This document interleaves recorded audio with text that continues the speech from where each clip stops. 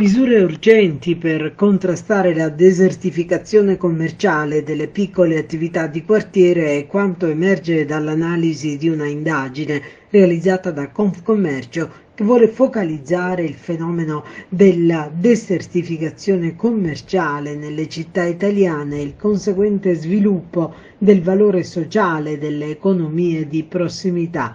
Gli italiani infatti dichiarano di voler vivere nei quartieri dove ci siano più negozi di prossimità perché questi rafforzano le comunità, fanno sentire più sicure le persone e fanno crescere il valore delle abitazioni.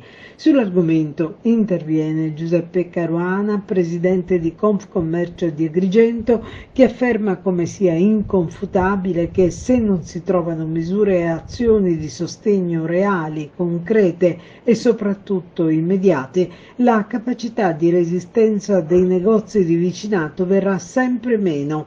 L'indagine di Confcommercio fa emergere un forte senso di preoccupazione tra i cittadini ed evidenzia che alle attività commerciali di prossimità viene riconosciuto un alto valore sociale.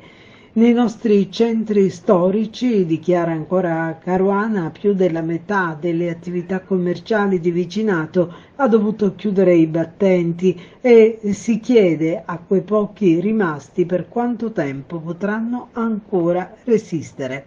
Le cause di chiusura sono diverse ma senza ombra di dubbio sottolinea l'assenza di una programmazione lungimirante. Per questo occorre incentivare l'innovazione, ma soprattutto è necessario sostenere la riqualificazione urbana attraverso un migliore utilizzo dei fondi, altrimenti spegnendosi le insegne dei centri storici si farà buio sulle intere città.